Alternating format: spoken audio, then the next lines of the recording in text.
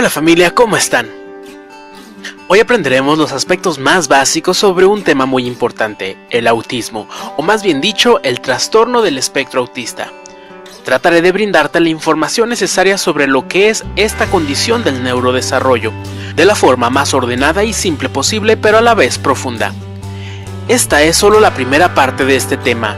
En un par de días subiré la segunda parte, donde hablaré de qué se puede hacer para apoyar a los niños que tienen el trastorno del espectro autista, así como los aspectos básicos para educarlos. Pero para no sobrecargarte de información, eso lo dejaré para la próxima vez. Antes de comenzar, necesito aclarar que lo que explicaré hoy es aplicable al síndrome de Asperger.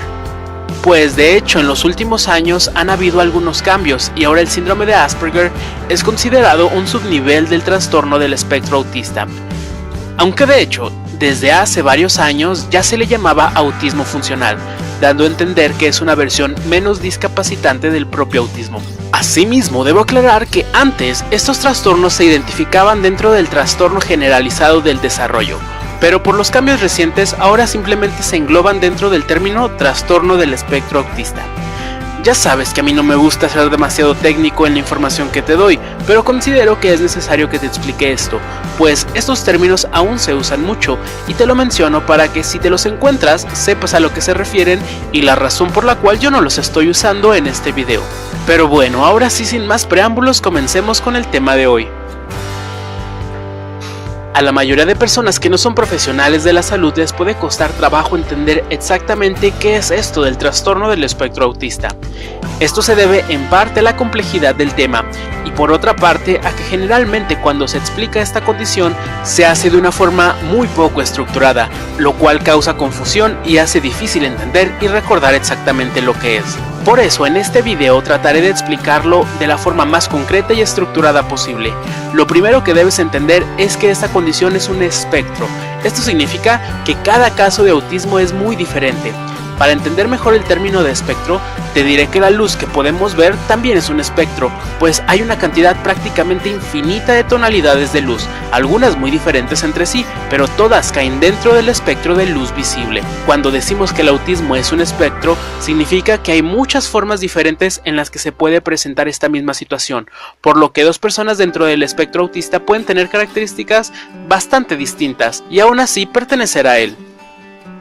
Ahora que ya sabes que cada persona que pertenece al espectro autista es particular, pasemos a ver las características que todos ellos comparten y que los hacen pertenecer al mismo grupo. Para que te resulte más fácil recordarlo, te diré que solo son dos aspectos los que debes recordar. Número 1, deficiencia en la comunicación e interacciones sociales, y número 2, intereses, actividades y acciones restrictivas o repetitivas. Cada uno de estos dos aspectos tiene formas particulares en las que se puede presentar. Las características particulares son muy variadas y en ocasiones cuando se habla de este tema se nos dicen juntas todo el montón de características y como es evidente nos confunde, por lo que quiero enfatizar que recuerdes estos dos aspectos que son realmente lo más importante: deficiencia en la comunicación y convivencia social, así como conductas e intereses repetitivos o restrictivos. Con que recuerdes esos dos aspectos es suficiente para que entiendas el espectro autista. Ahora que ya tienes claro los puntos principales, pasemos ahora sí a los detalles y características que presentan las personas con esta condición. Hace muy poco tiempo se consideraba que el retraso en el lenguaje o la ausencia total de él eran características fundamentales de este trastorno. Sin embargo, en uno de los principales manuales diagnósticos elaborado por la Asociación Americana de Psiquiatría, se llegó a la conclusión que dichas características deberían ser tratadas como un trastorno del lenguaje aparte. Sin embargo, no profundizaré en esto, pero aún así te lo menciono por si acaso escuchas en algunos lugares que el retraso o ausencia de lenguaje son características del trastorno del espectro autista, sepas que eso solía ser parte de los manuales diagnósticos, pero ya no.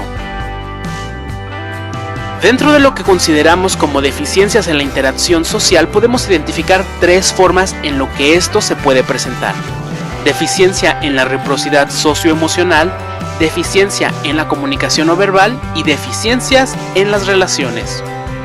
Cuando hablamos de que estos niños pueden presentar pobre reciprocidad socioemocional, nos referimos a que pueden tener más dificultad de lo esperado para acercarse a platicar con otras personas, para iniciar o mantener conversaciones, Pareciera que no tienen interés por relacionarse con otros, así como lo que les pasa o lo que sienten los demás.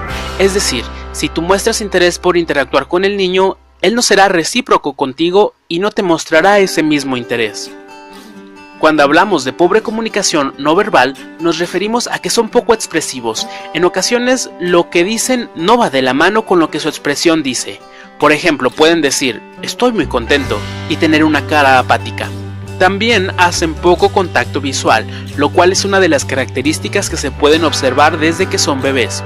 Asimismo, les cuesta trabajo entender las expresiones faciales de otros. Por ejemplo, pueden no diferenciar la cara de alguien triste a la de alguien feliz.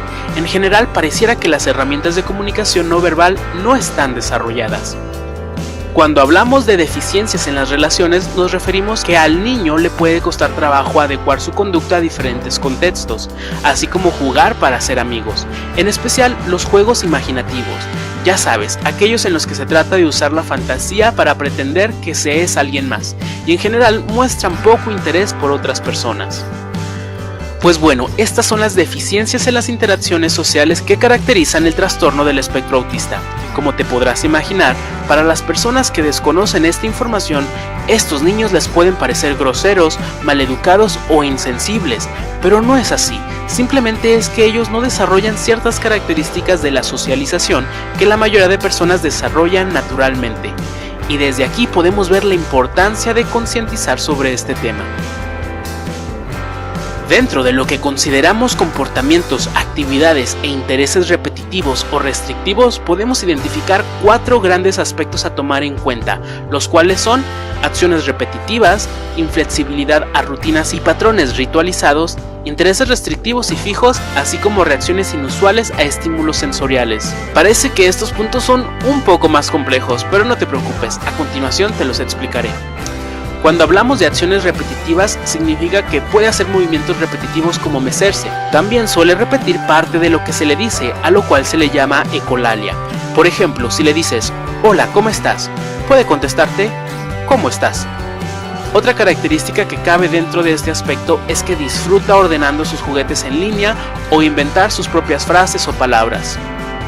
Cuando hablamos de inflexibilidad a rutinas y patrones ritualizados, significa que los niños se pueden angustiar demasiado ante los cambios aparentemente más pequeños, en casos muy profundos llegando a desencadenar crisis donde los niños gritan, lloran e incluso pueden llegar a vomitar o lastimar a otros o a sí mismos. También presentan dificultad cuando tienen que pasar de hacer una cosa a hacer otra.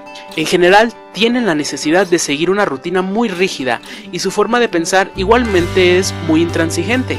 Difícilmente se les hace cambiar de opinión. Cuando hablamos de intereses restrictivos y fijos, nos referimos a que en ocasiones pueden prestar excesiva atención a ciertos temas u objetos.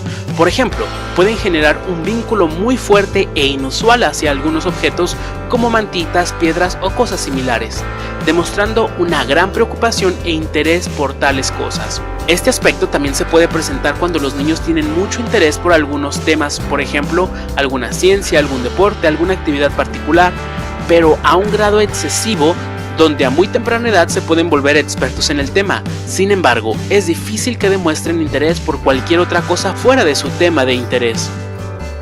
Cuando hablamos de reacciones inusuales a estímulos sensoriales, significa que responden de forma inusual a lo que perciben sus sentidos. Por ejemplo, pueden mostrar hiporreactividad a la temperatura o al dolor. Es decir, pareciera que no sienten tales sensaciones o lo hacen de una forma mucho menor a la mayoría. Este mismo punto se puede expresar de manera contraria, cuando reaccionan de manera exagerada y muy negativa ante algunos sonidos o texturas, en ocasiones llevándolos a tener crisis de llanto o agresiones. También pueden demostrar fascinación por oler y tocar excesivamente algunos objetos, así como por observar luces o cosas en movimiento como el agua. En general, podríamos decir que tienen reacciones diferentes a las de la mayoría de las personas ante los estímulos que perciben con sus 5 sentidos, generando en ocasiones una gran fascinación e interés, o por otro lado produciendo un fuerte rechazo hacia ellos. Para quienes desconozcan las características de este trastorno del desarrollo, estos niños les pueden parecer excéntricos e incluso puede ser la razón por la cual se les rechace y aísle, una vez más corroborando la importancia que tiene el que nos eduquemos sobre este tema. Entonces, si mi hijo tiene una o dos de las características específicas mencionadas, ¿ya tiene trastorno del espectro autista? No necesariamente. Deben cumplirse varios de los puntos anteriores y lo más importante es que dichas características deben afectar significativamente al niño en algún aspecto de su desarrollo. Para mí esta parte es muy importante, pues si tu hijo tuviera varias características de las que he mencionado, pero si tú observas que no representan un problema para él, no podemos decir que tiene un trastorno, pues debemos entender que un diagnóstico no es algo para diferenciar a la gente y decir, miren, esta persona está enferma porque es diferente. El verdadero objetivo de un diagnóstico es ayudar a la persona o en este caso al niño. Con esto no me refiero a que los ayudemos a ser igual que los demás, pues eso sería un crimen en contra de la individualidad del ser humano. Y de hecho, muchos de estos niños son felices siendo como son. Somos los adultos quienes nos mortificamos por querer que los hijos sean una copia de los niños perfectos que vemos en las revistas, en lugar de aceptar sus diferencias y exaltar sus cualidades positivas. Claro que estos niños requieren ayuda para adaptarse a este mundo social y cambiante, pero nosotros también necesitamos ayuda para entender su mundo. Y todo esto tan importante lo veremos en la siguiente parte.